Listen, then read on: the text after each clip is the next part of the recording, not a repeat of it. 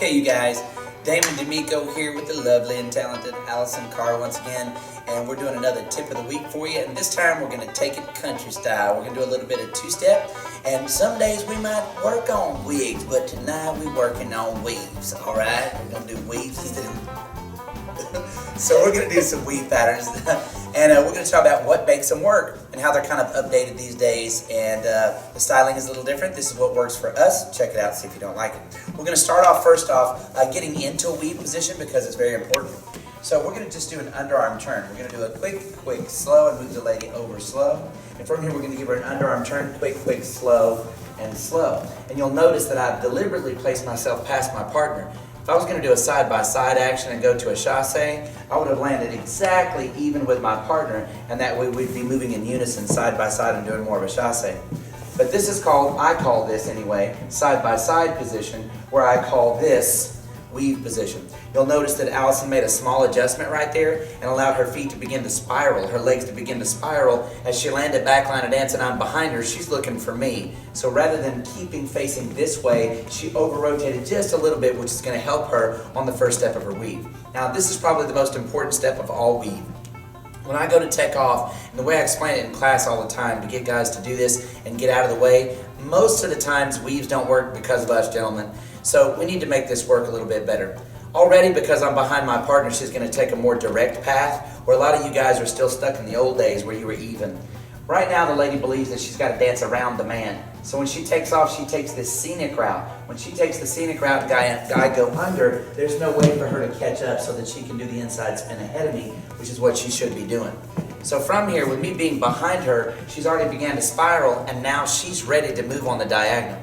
Now the first step that I take, I figure that Allison is about this wide. Well, about this wide, maybe. She's about this wide. So when I go to take off, the first step that I take is very important, that I've already moved off of the path that I want her to dance on. Most of you guys are staying somewhat on your own track, and now I'm still in the lady's way. So the first step needs to be out of the lady's way. I'm going to take a step on the diagonal for my first quick. Now she can already get across my back. From here, I'm going to take a second small quick as she begins to catch up with me. From here, I'm pretty much going to replace on my first slow. And then from there, I'm going to turn to face her, leaving my left hand elevated, which we'll go over just in a minute, just again. And we're going to go second slow. So from here, I've clearly allowed Allison to out-travel me, which makes the pattern actually weave. Hence the name, we call them weave patterns. From here, I'm now on the outside lane of the floor, and the lady's on the inside. She will now spin on the diagonal to my lane. She is not going to spin straight down the floor because she's always working to the outside of the room. Quick, slow, and I'll pick her up from there. Quick, slow. Now I'm going to back up just a little bit, and I'll also do this toward the camera in just a minute.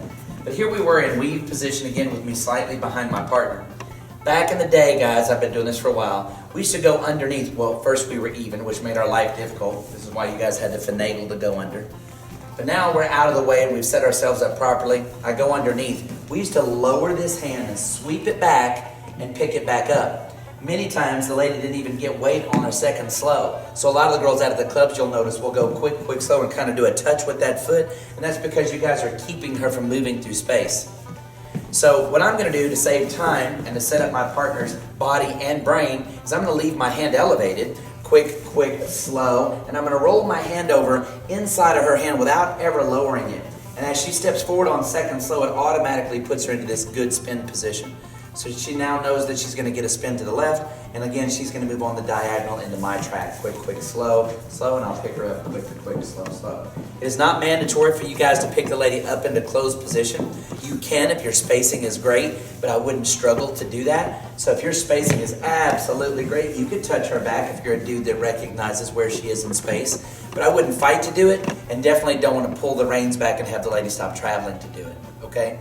I want to do that one time, coming directly at the camera. So if we're in weave position, let's do it just a little bit more. If we're in weave position, I'm going to cut under, allowing her to cut across my back. Quick. I'm going to replace first slow, leave my hand elevated. Now she can move on the diagonal into my track. Quick, slow, and I'll just pick her up quick, slow from there. Yes? All right, cool. Now moving on. Cross weave. That was a check weave, and again, why do we call it a weave? Because we're going like this. Recognize that we can't go at the same time or we hit each other. That's why someone has to be farther down the line than the other partner. So that way I get to cut in, she goes across my back. On the second half of that, she's ahead of me, and she goes first, and I cut in behind her, especially if I was going to do a second weave pattern, okay? All right, so cross weave. Cross weave, we'll start with the same entrance, just to show you how to get there again. I'm going to give her a single underarm, quick, slow, move her over, and quick, slow. Once again, I'm going to set myself up behind my partner, only about one length behind her right here. When I go to take off, back in the day, we all thought that cross weave meant, we used to call this an outside whip for those of you that are watching. When I used to do this, we all thought that cross weave meant because the guys were going quick crossover and step back. But we were all out of position, and I don't care who you are, you were out of position. So when we got here, we couldn't reach around the lady's head. So suddenly we're trying to play catch up and give the lady this outside spin lead, but we couldn't really reach around the lady's head. So many years ago, I decided that what I was going to do was put on the brakes and let her fly right by. So when I get one length back, instead of crossing over and moving in opposition to my partner, I simply take that first good step out of the way, quick, and then I hold on first slow, allowing her to pass me, and then I'm going to use a little compression lead here to back up on second slow, which is the reason why she turns to face me. Now you'll notice that when she was on that first slow, as I back up, this is the back of my left hand moving towards her hand. If she were a statue, it would cause her to turn to face me. And from there, I'll fold my hand through to an outside spin lead, but now I can reach around her head, quick, slow, to a shoulder check or whatever we might go into next. I'm going to do that one more time. So this is a cross weave. You can cross the foot over, but it puts you a great distance away from the lady, okay? So you guys are going to go underneath, quick, slow, back into the connection slow, and give the lady an outside spin, and again, to anything you want to do from there, okay?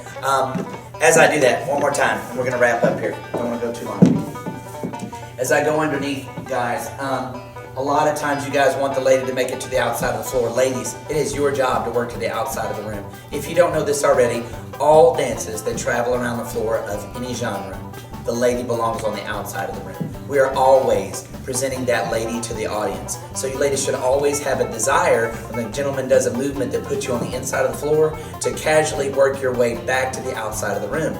If your leader has any skill, if you want you to stay on the inside of the floor, it's not like you'll have a choice. He will deliberately keep you on the inside of the floor. But you ladies should always work to the outside of the room because you are the show, okay?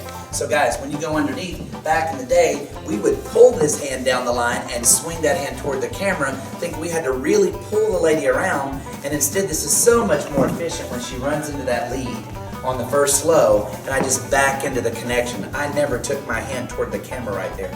And from here, I'll give her that outside spin. Quick, slow. So the tip of the week this week was country, and it was on weave patterns. We thank you so much for watching. Please subscribe and leave comments. We'd love to hear your comments and get your feedback. And if you have some other tips you'd like us to go over, we'd love to do that for you as well. And like us on Facebook, D'Amico Dance.